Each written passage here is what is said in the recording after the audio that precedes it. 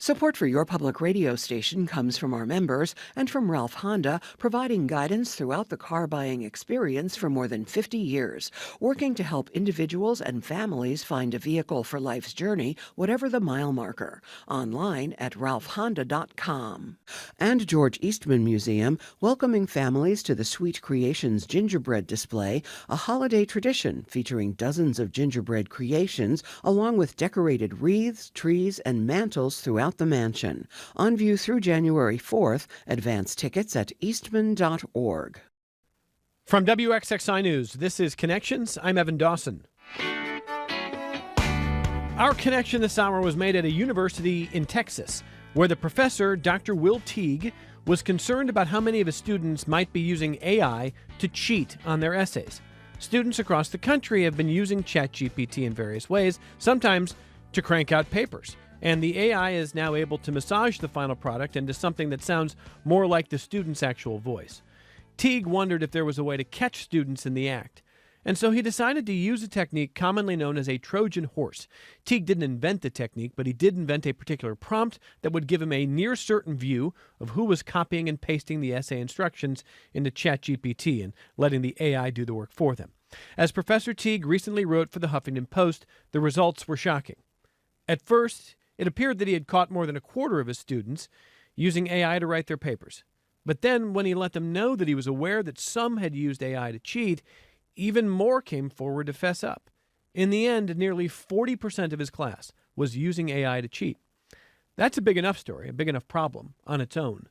But Teague writes about his discussions with the students, some of whom expressed that they just wanted to turn in something that was good.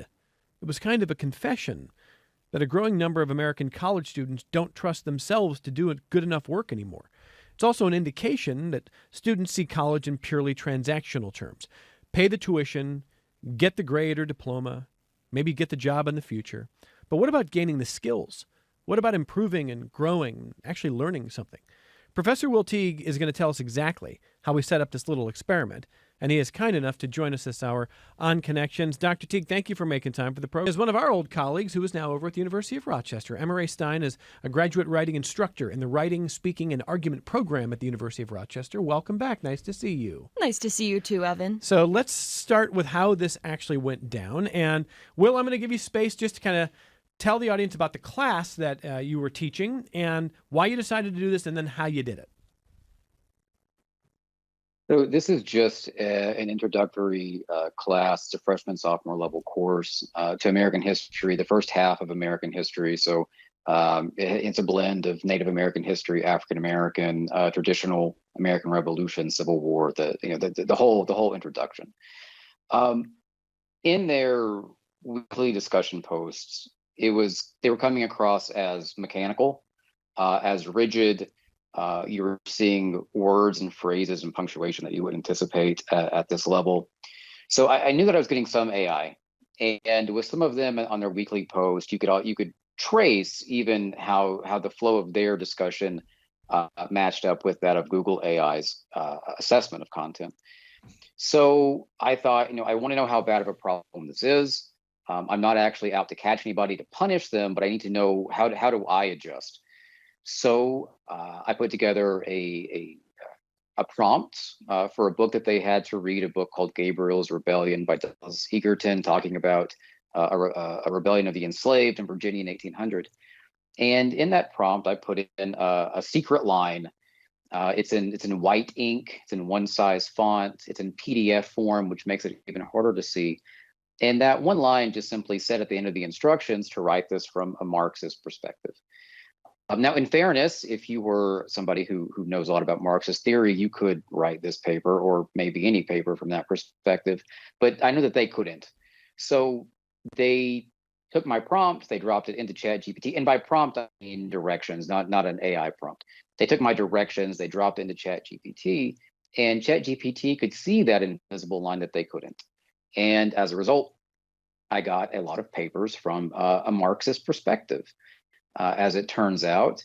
And it made it very easy to notice. A simple word search, does the word Marxist pop up in this paper? Yes, they've used AI to some extent. So as you mentioned, the first batch was something, I forget what the exact number was now, in the high 20s or maybe in the low 30s, 33, I think. The prompt caught, and whenever I gave them a chance to confess, I had another 14 or 15 come and tell me that they had also used AI, but they had maybe typed it in as opposed to dragging and dropping the PDF that I gave them. But what it did was it exposed that we have a serious problem in maybe an engagement and getting people to think for themselves. But and as you touched on from my article in Huffington Post, we have a serious problem where these college students are viewing this entire process as transactional to the point that they're really afraid to fail. And if they won't fail, they won't learn. So it also becomes a learning crisis on top of that.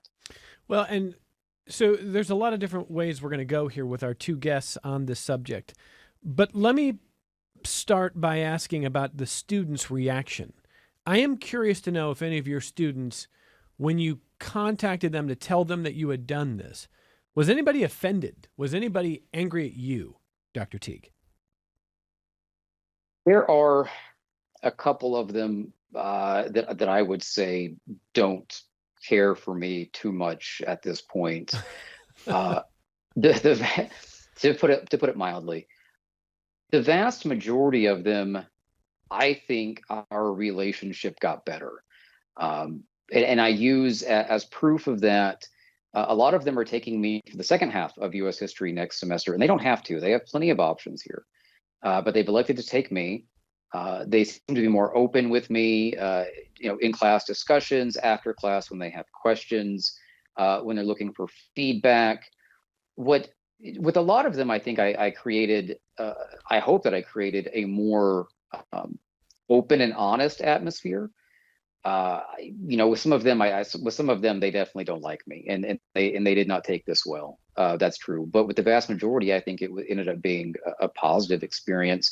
Also, because I think a lot of them realize now I do care about their education. This is not transactional for me. I'm not here to get a paycheck, and they're not here to get a grade, but we're here to teach and to learn and to advance together. And I think more of them understand that now. Yeah, and the reason I asked about the students who might resent it, I've read some criticism of the Trojan horse approach, and I want to read a little of the criticism I have read, and I will put my cards on the table.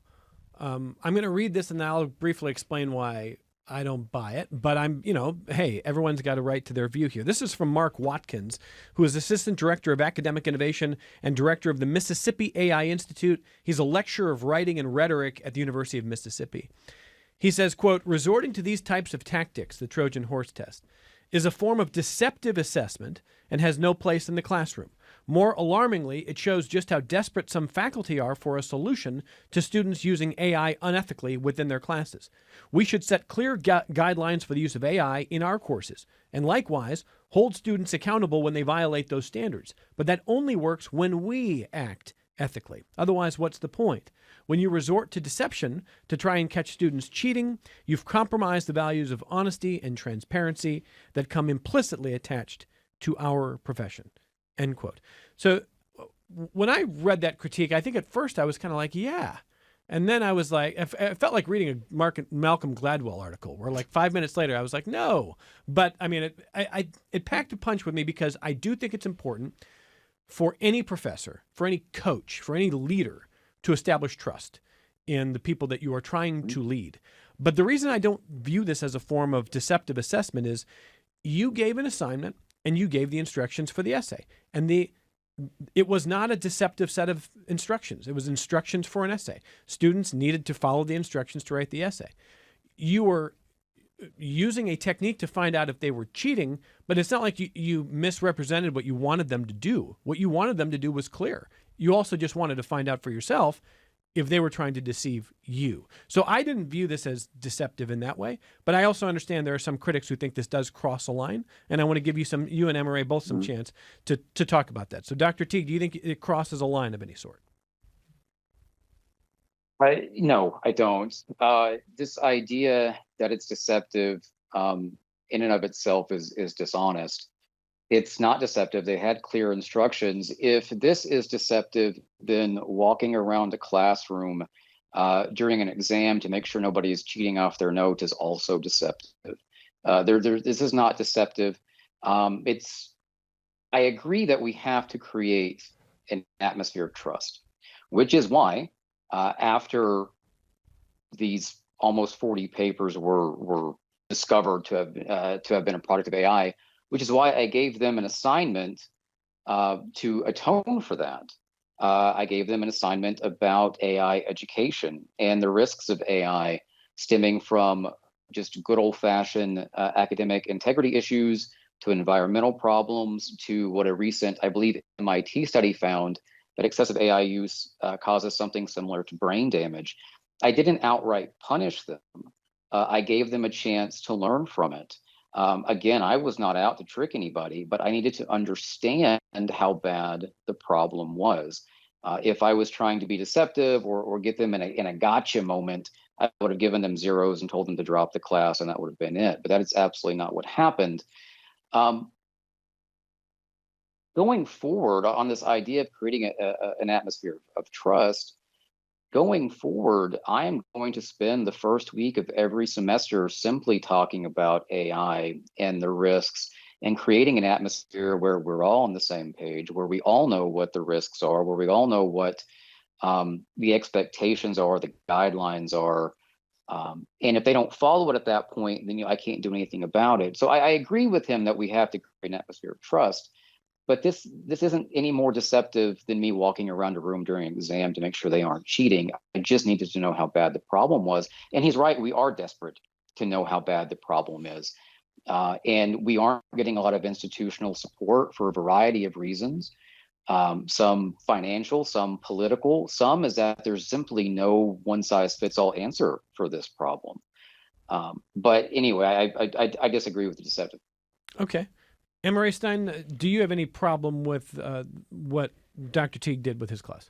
No, I don't. And I think the big thing for me is that Dr. Teague gave a space where students could have that dialogue after the fact. I think that something that's very important for me as an instructor, so just for some context, I'm a first-year writing instructor at U of R's Writing, Speaking, and Argument program, and I teach a Writing 105 course. So this is the only required course across the university that all undergraduates have to take. So you get students from a variety of different backgrounds. You get a lot of students from STEM backgrounds where they are allowed to use AI in a lot of their other classes. They're all generally first or second semester freshmen. So they are just coming off of high school where they have been potentially allowed to use AI or have perhaps gotten away with using AI in a variety of different ways.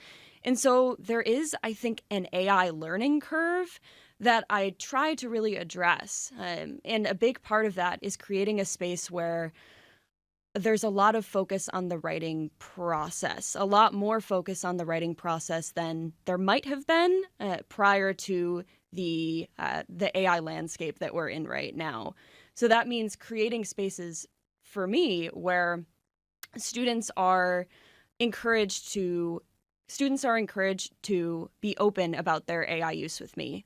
So for me, I don't ban AI for my classroom. Students are allowed to use AI in specific ways, and we talk about that and keep that open as a dialogue throughout the semester. They're allowed to use AI as a reader, but they are not allowed to use AI as a writer. And they have to give me a 100-word AI honesty statement that treats it like any other source that they would use in their paper. They have to tell me how they used it. They have to tell me what application they used. And that's given me a space where throughout the drafting process, when students bring in a first draft, for example, of their first paper, and they're using AI in a way where I think this is not going to serve you or your education, they're using it to research, for example, which is notoriously not recommended given AI's potential to hallucinate sources, for example. We can treat that as a learning moment where I can dialogue with them and ask them, why did you decide to use AI for this paper? Why did you decide to use it for the research process? And then we have a chance to talk about ways that they can use AI in this class and in other classes going forward when it is permitted that are helping and aiding their learning rather than doing the learning and the work for them. So I think it all comes down to having that conversation and creating a space for a conversation, especially in these 100 and 200 level classes. I think there's something that Dr. Teague said that I want to hear from both of you on, which is what institutional support would look like in the future? Because one thing I hear from a lot of teachers in K through 12, particularly in high school, as well as college professors, is it's kind of the Wild West. You're on your own, set your own AI policy. There's nothing top down coming. Maybe that's wrong. Maybe that's changing. We're going to get to that in just a moment. But can I ask both of you, Emma Ray, from your perspective, if the word cheating is the wrong word, or I think in the case of Dr. Teague's class, that was cheating, but the broader term would probably be academic dishonesty. How routine do you think it is for freshman students in college courses like yours to be engaging in some form of academic dishonesty with AI? Well, it's interesting because speaking for the course that I taught this past semester, academic honesty is defined a little bit differently, right? So we have this agreement between the instructor and the students that they are going to be open with me about how they are using AI in their papers. This is a conversation that we have in class. This is a conversation we have in one-on-one conferences. And because of that, I, in my own classroom, have seen, right, to my knowledge, less academic honesty issues than in some other classrooms that I've heard from my colleagues.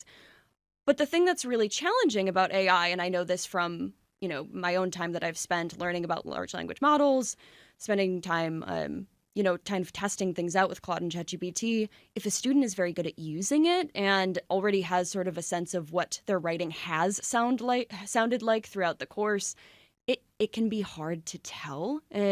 So I think that a large percentage of students are likely using AI in certain ways, but it just comes down to, I think we might have to start reimagining or rethinking what we're defining as academic honesty, right? Because it does create this sort of relationship where I think the professors are put in a situation where they feel like they do need to kind of police and sort of figure it out, looking through the sources, seeing if they're real or not, looking through every quote and seeing if they're actually found in the sources. It makes it a much more litigious relationship than it was previously. Sure. Yeah. And clearly your colleagues in other classes are talking about this then. Yes. Oh my gosh. This is like I probably have a conversation about this every single day. Wow. Dr. Teague, we don't have to surmise how many of your students were using it. The answer was almost 40%. Before you engaged in that little examination to see how many of your students were cheating using AI, did you have a guess in your mind how many might be doing it? I mean, 40% had to be more than you thought, or maybe not. I don't know. No, 40% was surprising to say the least. I kind of assumed maybe a fifth. A fifth seemed reasonable. To end up with double that was shocking. And I would also just say very disappointing. I wasn't mad at them for it. I was more so. It was almost like I was mourning the fact that they had squandered an opportunity to learn something or to practice learning something. But it was surprising to see almost 40%. Do you then, Dr. Teague, in the course of the conversations with these students and the interactions, not just the makeup essay, but also the actual dialogue about why are you here? What is the purpose of being in my class? What is the purpose of going to higher ed?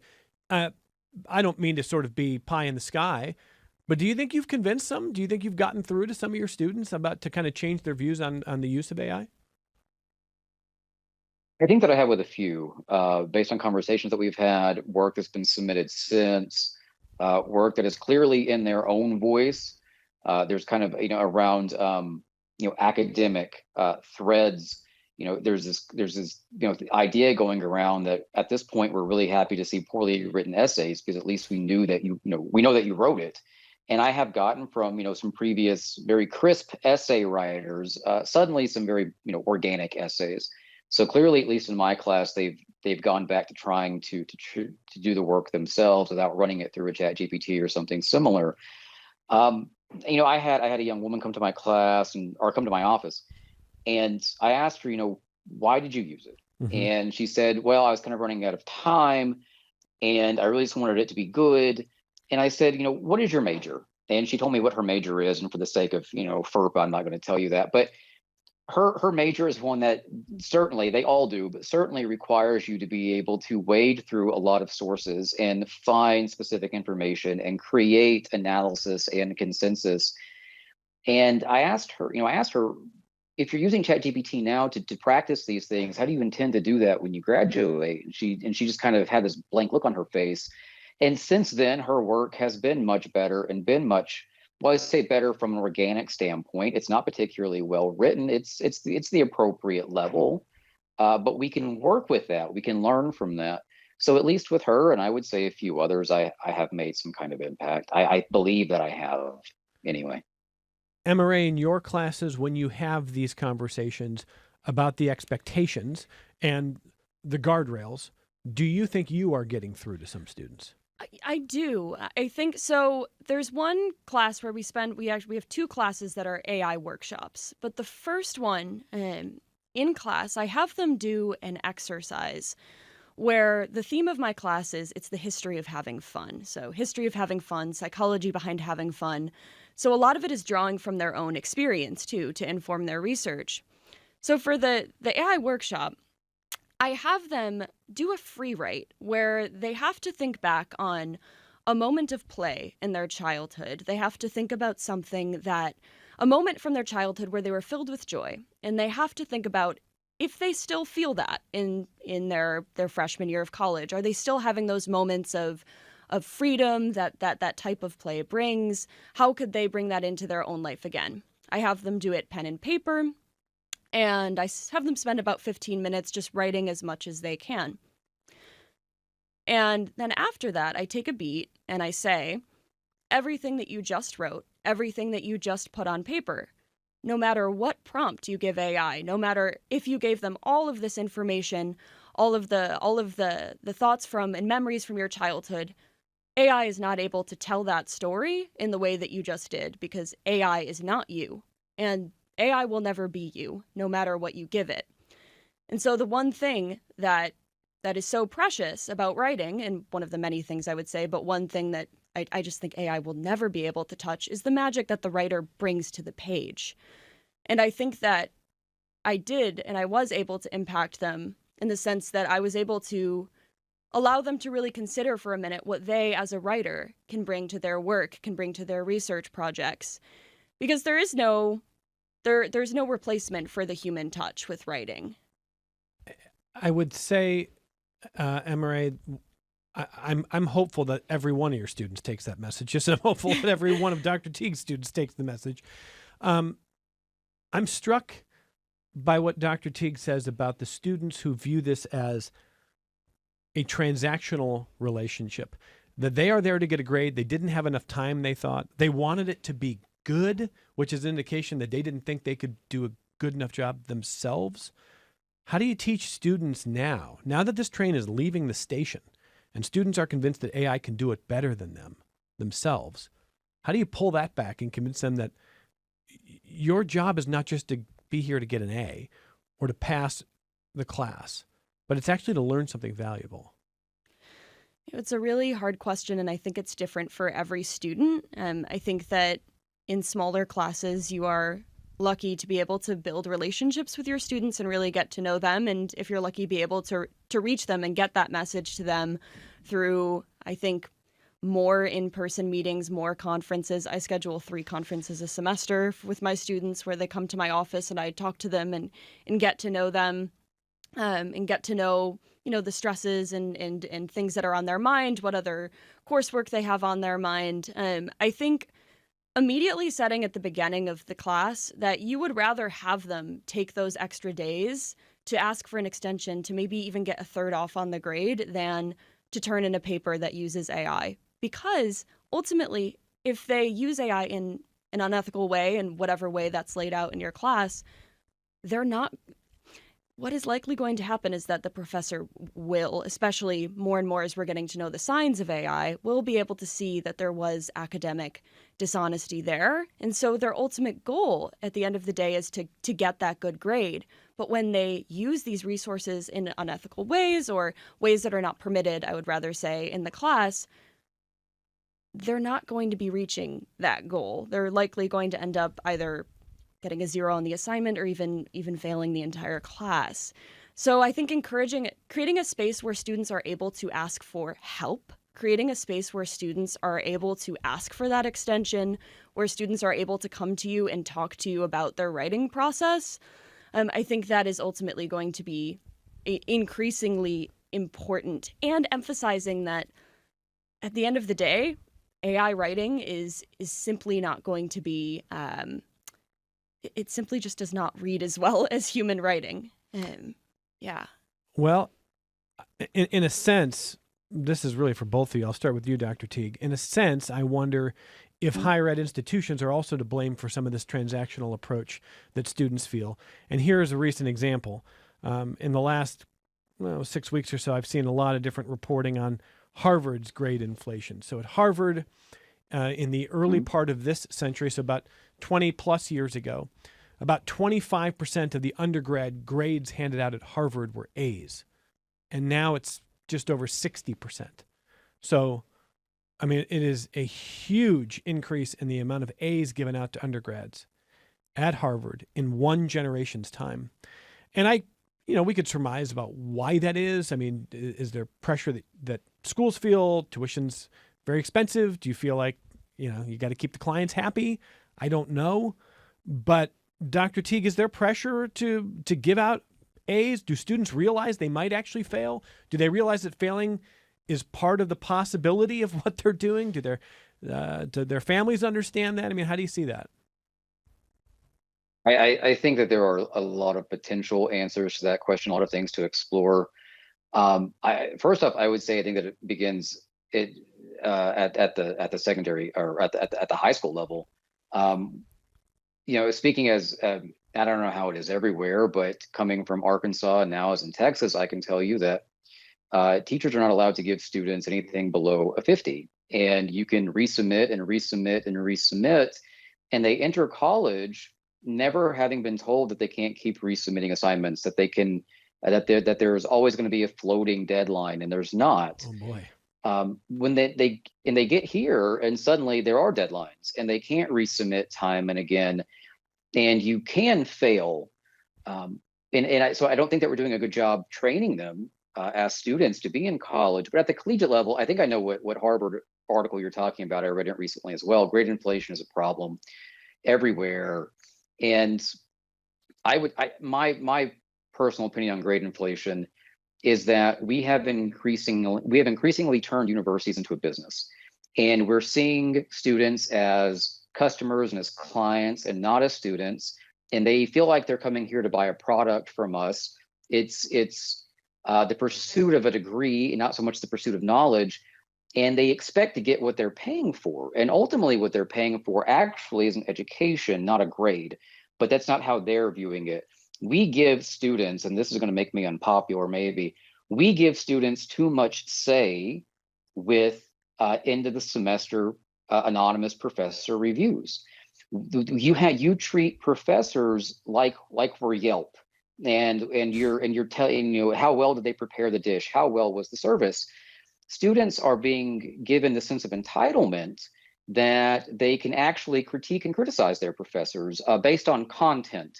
That they have a say in what happens in the classroom based on content, and that somehow by virtue of sitting in the classroom they've paid to be there, but by virtue of sitting in there they have an outsized say, and they really shouldn't, or they don't have the expertise to write reviews of their professors. But we have given them a sense of entitlement, I think, and with that sense of entitlement, as well as increasingly high tuition costs, there is this expectation that they cannot fail, that they have to have an A, maybe they get a B.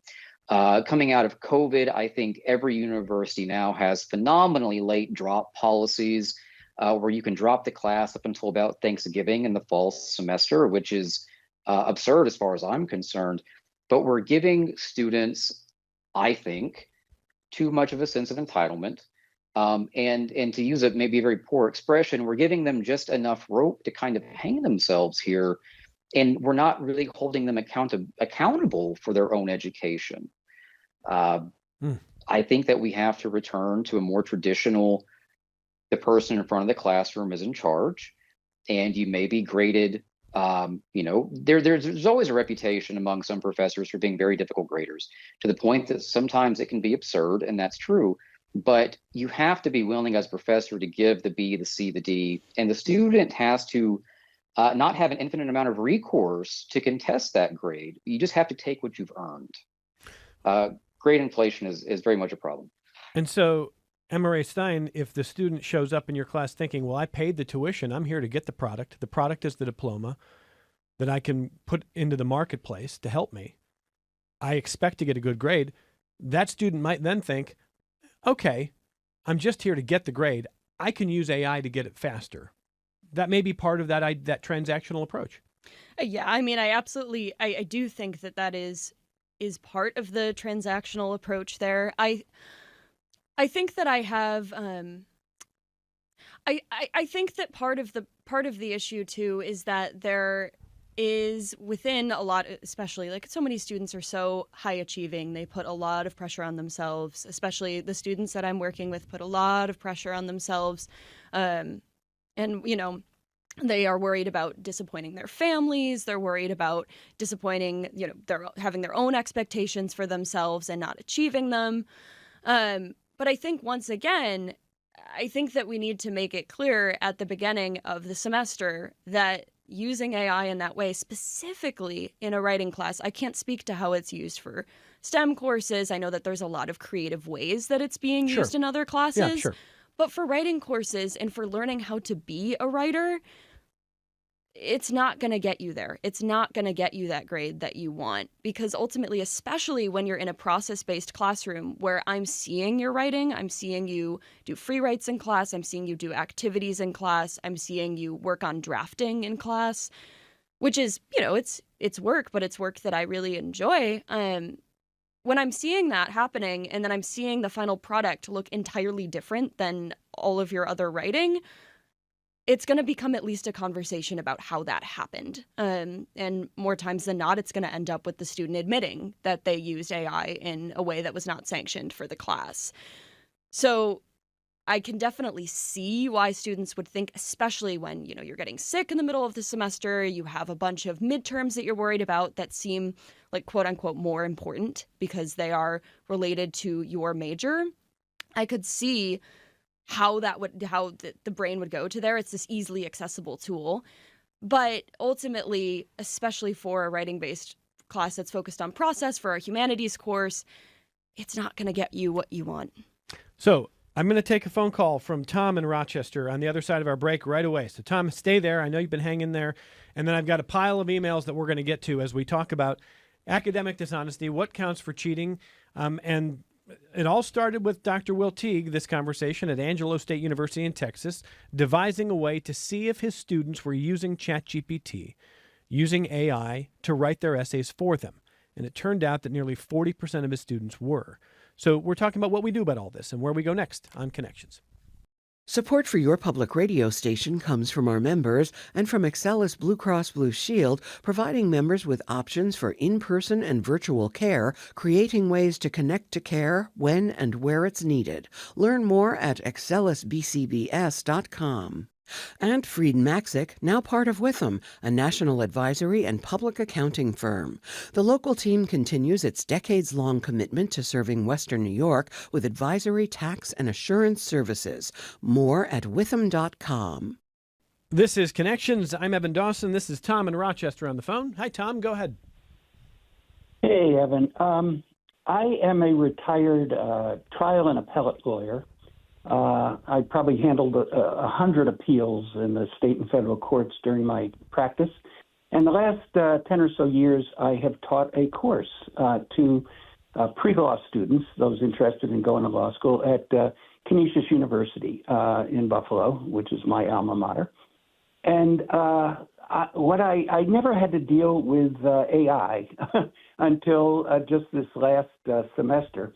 And I didn't quite know how to deal with it because during my practice it didn't exist, and my writing, particularly my persuasive writing, was really based upon the logos, ethos, and pathos that Aristotle taught, and Trying to convey this to the students in the age of AI was troublesome.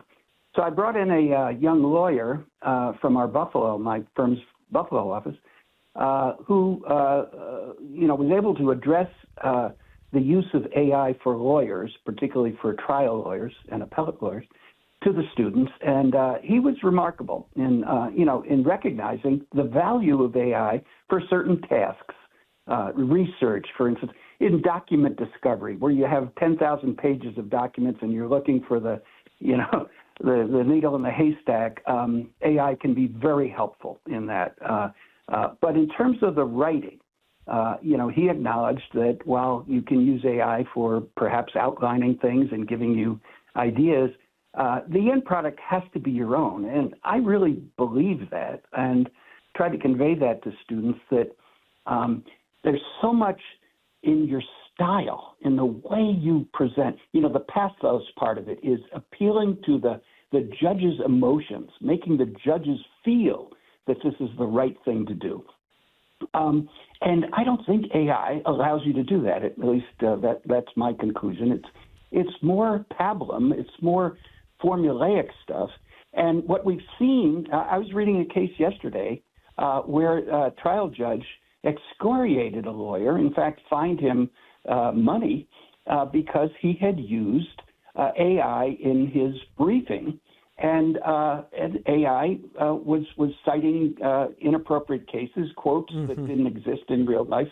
So there's that aspect of it, too, for lawyers. But more important to me is the notion that your writing has to be your own, has to come from inside you, and style is so important. And I'm just curious if the professor believes that AI has enough style to be effective in particularly in persuasive writing. Well, Tom, thank you. There's a lot there, and I'll just say I got an email from a listener named Jim who is defending all the good things that AI can do to help people get smarter and gain skills. And again, I would not doubt that. I mean, Professor Stein is saying the same thing. I've just promoted you. Are you you're a professor now? Sure. Okay. There's no question that AI can do a lot for you if you choose to do it in a way to level up as opposed to outsourcing critical thinking. But the specific question from Tom at the end of this is whether it can produce something in sufficient style. Emma Ray Stein, what do you think? I mean, I think that it can produce things in a style if you prompt it and if you are being very specific about it. For example, you can tweak it to say, like say you put some of your own raw writing in there, and you can tweak it to be more formal, for example. And I know that some people will use it in a way where they'll say, here's my raw writing. I want you to clean it up without changing much of my words. Mm-hmm. I am hesitant, and I do not think that it can produce a style that is unique to each person. I think that it can produce a style, especially when you're creating something from nothing. If you just give it a prompt, asking it to write, a 400-word brief on something.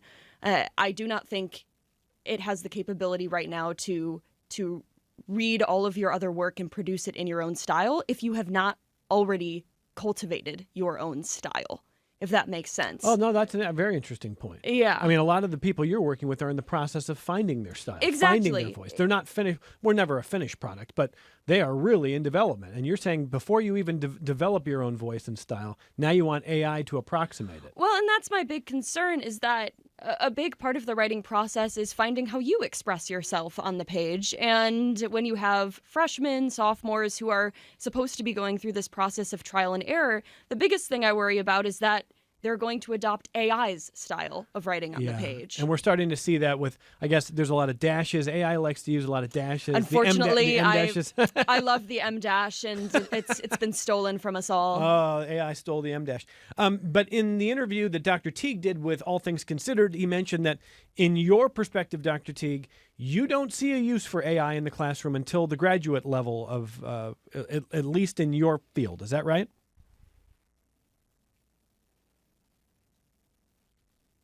I would never claim to talk about another field. In history, in the study of history, I don't see AI having a use until perhaps the graduate level, because as your caller just mentioned, you can use it to sift through all of these sources and find specific things that you're looking for. Although we didn't need AI to create word clouds, which has been part of digital history for a while, but you can use it. It is a tool, and nobody's denying that. But you have to have, like you have to have your own style. You have to have foundational knowledge first. And we're trying to skip steps here at the undergraduate level and go from I don't have any foundational knowledge to now I'm using AI as a tool to build upon knowledge that I don't actually have. Without the foundation, you can't go anywhere. So for me, and I want to say I completely agree with this idea of AI can create a style, a style, but writing isn't just about style. Writing is thinking. It's thinking on paper. It's thinking in a tangible form. And we're stripping the humanity not from our own style, but from our own thoughts with this over-reliance on AI. Again, to your caller's point, he makes a great point. It's a fantastic tool, and it can be, but we have to know who we are first. We have to know what we're talking about first. We have to have a foundation first. And college is part of that. College is not just where you go to get a basic understanding of a topic. It's where you go to get a basic understanding of yourself. And if we're skipping these steps, not only do we not learn anything about what we're studying, but we don't learn anything about ourselves. And we've just completely removed the entire human experience from the human experience. A couple of Charles emails. First, here's Charlie. He says, Evan, in the spring of 2023 and the fall of the same year, I began to receive essays and papers from my high school students that were wholly unlike anything each particular student had previously turned in. I would copy and paste a paragraph or two and find where they had grabbed it online. Invariably, it was from AI. I would meet with each student in private, and it made nearly no difference or change in behavior from those students. When I brought this up to administrators, I received the, well, if he said he wrote it, nonsense. It was time to retire at age 66 and 31 years of teaching. By the way, a former bandmate and a great old friend also retired from a local university in 2024, citing AI cheating as one of the main reasons for leaving. I believe there is a place for AI in learning, but not outright copying and cheating. And the majority of my students did not cheat, and I told them I was proud of them. That's from Charlie.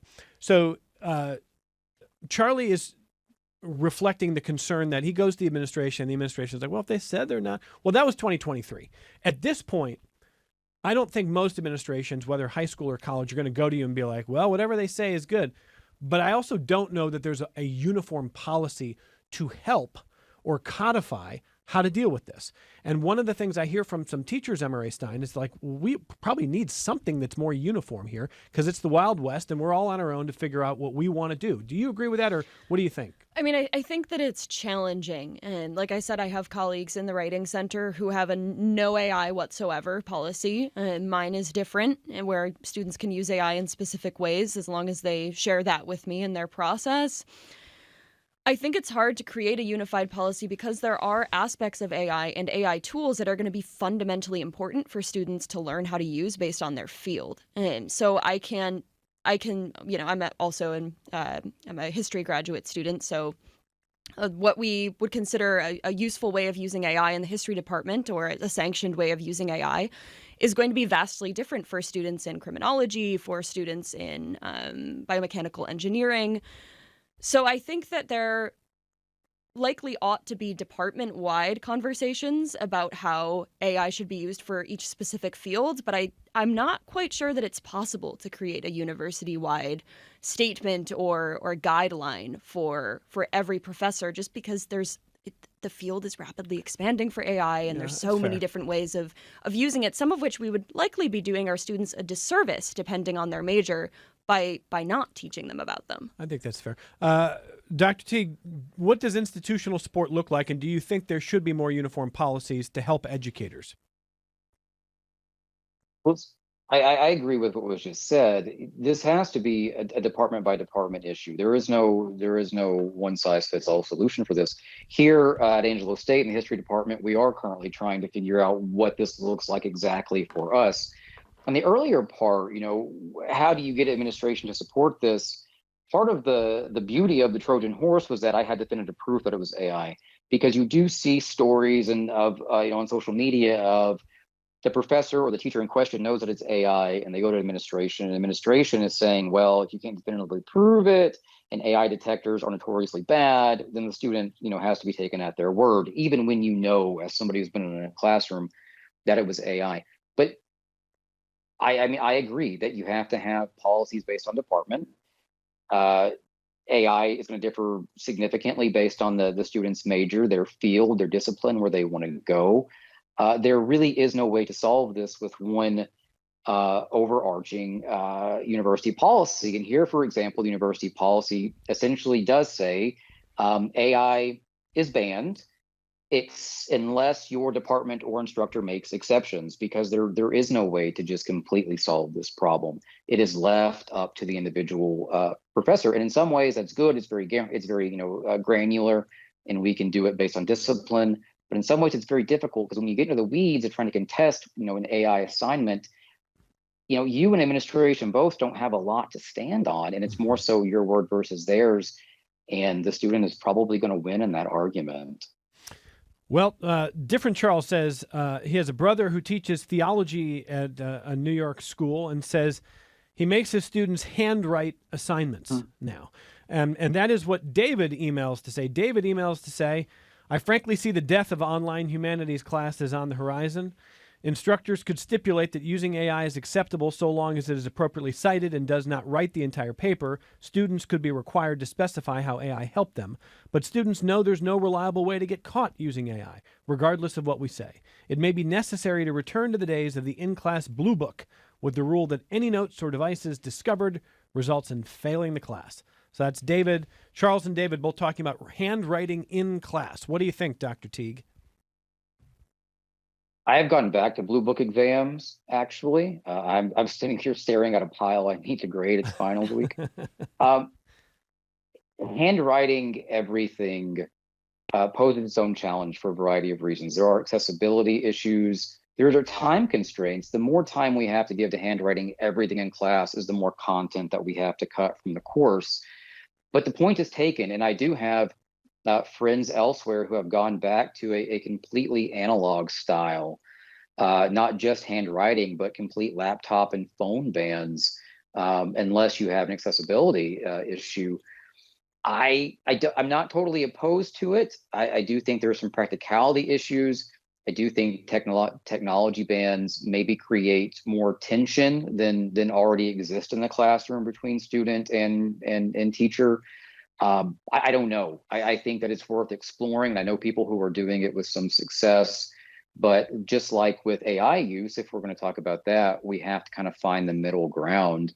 What is palatable, what's realistic, and what's supportable, and just what isn't. All right, got to keep it tight. Go ahead, Emma-Rae. Yeah, so I mean, I'm not opposed to it either, but I would say that I think it's easier to teach prohibition than abstinence, right? I think that when we move everything to paper, we are removing the chance to have opportunities about teaching students how they can ethically use, or how they can responsibly translate to this AI landscape. Because even if we are removing that from our classroom, they're still going to likely be encountering it in other settings. And I think we need to be having that dialogue in some way. I got an email from a listener who says, basically, who cares? The students who are using AI are going to struggle in the real world, and the students who are not cheating are going to do better. The reason I care, to the person who sent that, is we're going to have a dumber society. We need a society that's well-educated, that you don't want 90% of college graduates going out there going, wow, I was not ready for the world. That will change the world for the worse. We don't want that. So let's close with this. Rick says, as I listen to your guests, the question that comes to me is not about consequences or grades, but how do we help students understand it is about what they are learning and how that enables them to pursue successful careers. It's what they are learning first. What do your guests think? So Dr. Teague, about a minute. Go ahead. So I would say that my concern is that, let's go back to the STAR. One of the things Thomas Jefferson wrote the most about was education, that to make the American experiment work, you have to have educated citizens. I am concerned about having a dumb society. I am concerned about the collapse of the American experiment. I am concerned about sacrificing not only our humanity, but our ability to learn and our ability to lead and our ability to grow and progress as a people and as a nation. And I see AI as a threat to all of that whenever we apply it to the classroom, and we don't do anything to regulate it. We don't do anything to promote thinking. Efficiency in careers are fine, but you have to be able to think. You have to be a good citizen. You have to be able to provide analysis, and you have to be able to understand the world around you if you want to thrive as an individual or as a society. And that is ultimately my concern. All right, about the last 35 seconds. Go Yeah, ahead. all I'll say is that as educators, it's going to become increasingly more important that we integrate a joy in learning into our classrooms. We need to make sure that students know that learning is inherently about finding that joy and that spark and that passion, and that AI is not going to get you to find that. I mean, you almost have to speak to them on their terms. If they may not be thinking about this as a transactional relationship, but if you say to them, look, if you're just here to get the degree, you're going to fail eventually. If you don't fail this class, you will fail in a even more consequential setting. And hopefully that sinks in. But I want to thank our guests for a really stimulating hour. Emma Ray Stein, graduate writing instructor in the Writing, Speaking, and Argument program at the University of Rochester, our old colleague here. Great to see you back here. Thank you for being here. Thanks so much for having me. Dr. Will Teague, assistant professor of history at Angelo State University, could have spent this hour grading those blue books. Spent it with us instead. We're grateful, Will. Thank you very much. Thank you for the distraction. I appreciate it. More connections coming up in just a moment.